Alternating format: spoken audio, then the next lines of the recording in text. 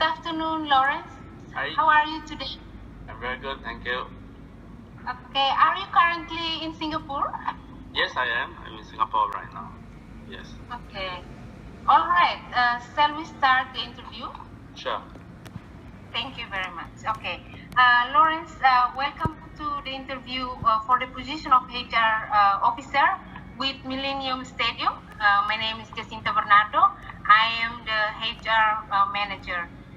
First of all, I would like to provide the brief information about the job and also the organizations.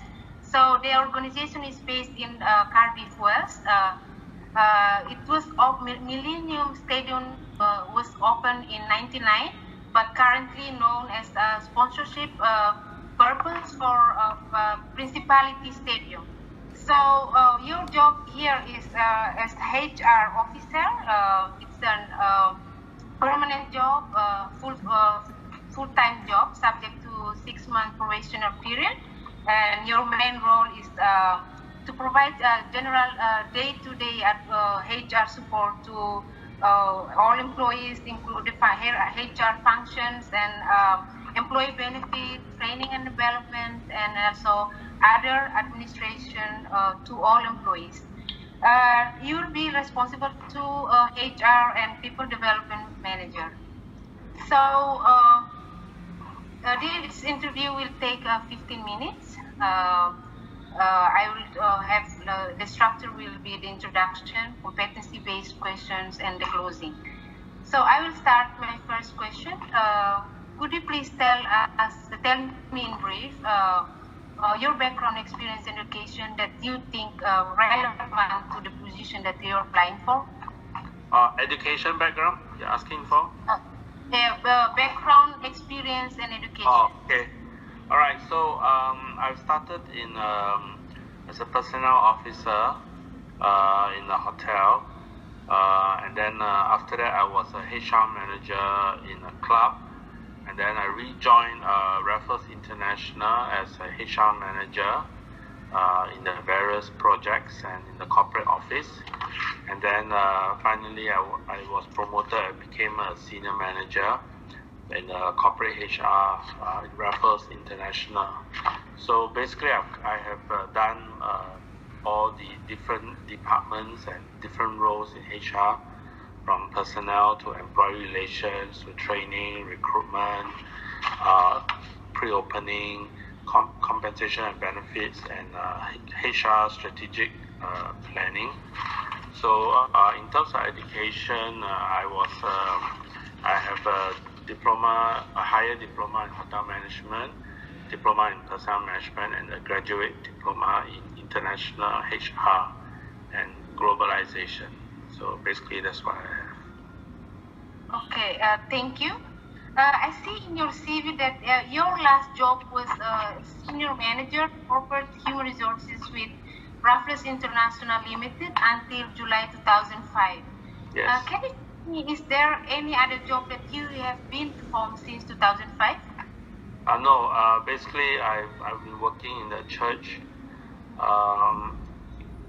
being a volunteer till now. So I thought I want to go back to working in the corporate office now that I've served in the church for so many years. Okay, thank you very much.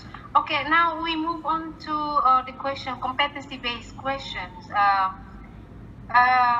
One question, imagine you say that in your CV here that you also develop compensation policies and procedures. Imagine in your past experience where you are assigned to assist in the reviewing and developing HR policies and procedures. However, some part of your proposed policies and procedures were not approved by your senior management. And you are aware that your proposed policies are relevant to the applicable law. How did you do with this situation? I think whenever you make any proposal or any suggestion, it's not always that your boss will agree with you. So I don't take it personally. It's a professional decision. So I'm perfectly okay with that. My boss is his responsibility and role to approve and to look at maybe bigger things and looking further ahead or higher up.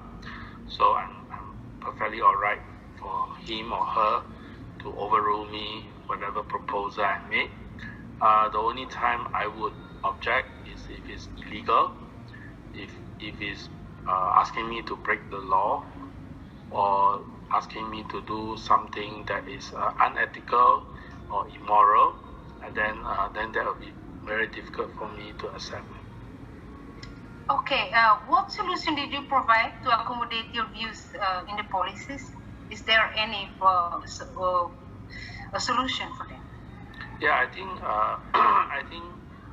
when you discuss anything that you propose, it's important to base your suggestion or your idea on information, on data, on things that are relevant. For example, the law. So when we propose something, it's not about what I want or what I think is good, but it's more about what the data says, what information we have, and also what does the law require. So I think that's more important than more about what I think or what I feel. So I think if you want to convince your boss on something, you have to come prepared with the right information. Okay. Okay. Thank you very much for your question, your answer.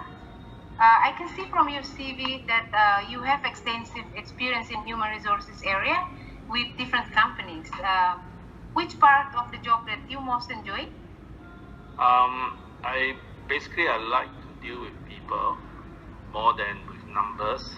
So when the job has to do a lot with handling people, interacting with people, that's the one part that I enjoy very much. I also love communication. I love to communicate and convince people about something and able to interact with people. So I think people is the part that I enjoy most about my job. Okay, thank you. So what was the most challenging part of your job as HR manager? I think the most challenging is the numbers.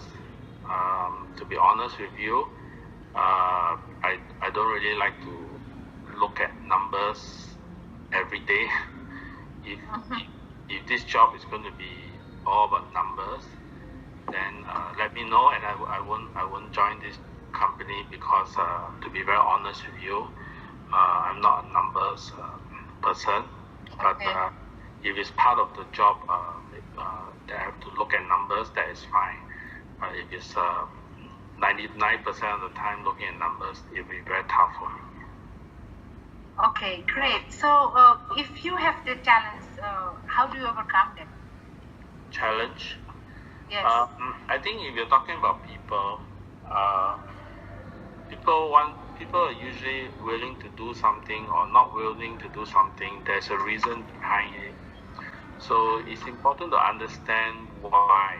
I think before you talk about how and what, I think it's important to understand why.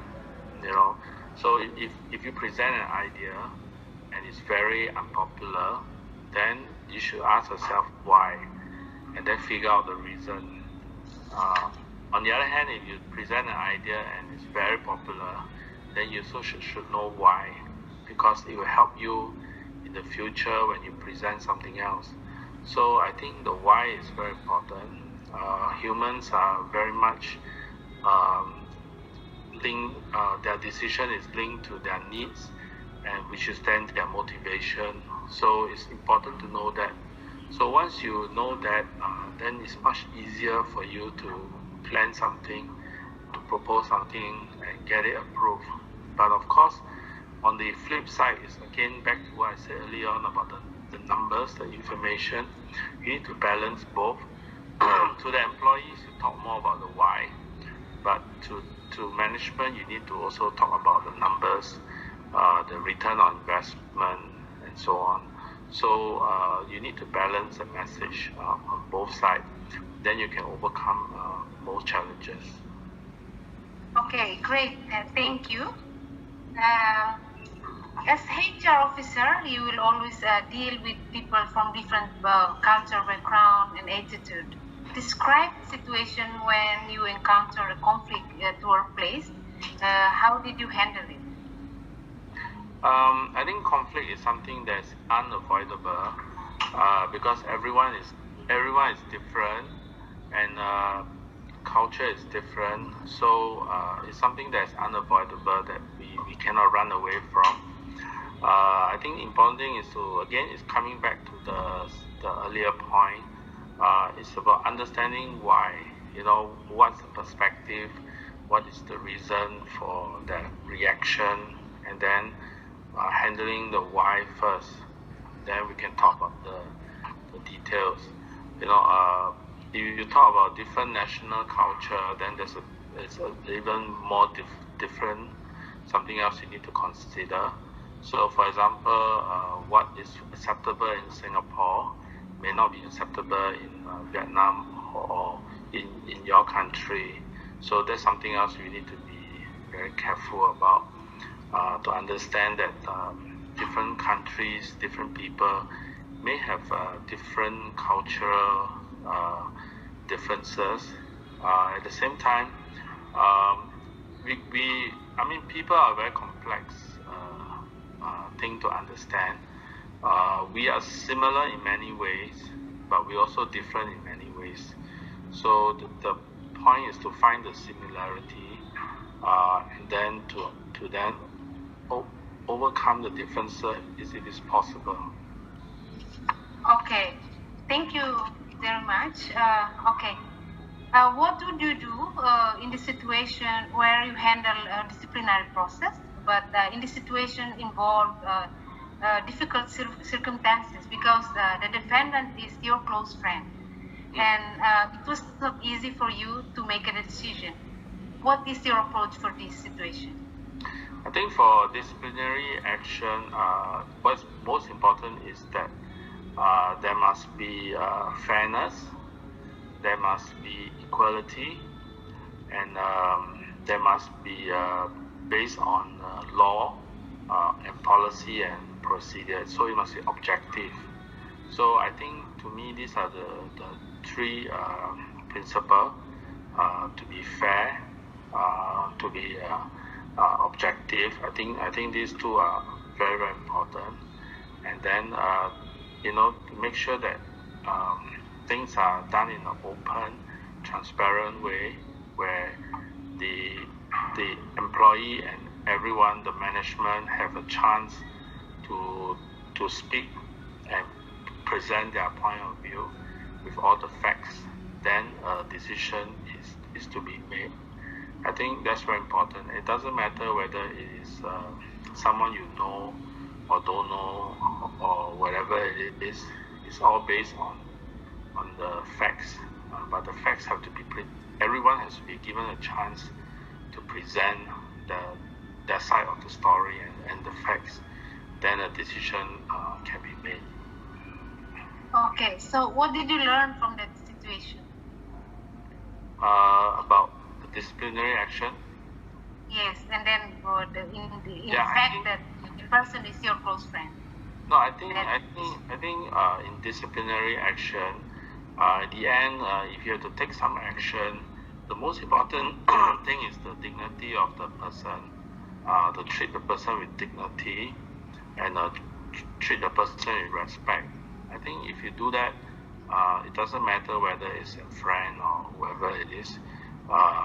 They will appreciate that the care and the professionalism that you put into how you treat them, how you take care of them. So I think, to me, that's the most important thing. Firing people and taking disciplinary action is something that's part of HR. It's something that you cannot run away from if you want to do HR. But then always remember to be dignified and to be respectful to the people that you're handling. Great. Okay, thank you. I see in your CV that you also manage training and development activities in your past. I think it's time now. Well, okay, it's a time now. Due to very limited time, I'm sorry I didn't say that. Do you have any question? Do you have any question to ask that you haven't raised during the interview? No, I have no question. Thanks for all the information you provided and the job description and all that has been very helpful. So I don't have any further questions. Thank you. Thank you very much. Thank you very much for your time to the interview. It was great opportunity to know you professionally. We will inform you about the interview result as soon as possible. And thank you and good luck.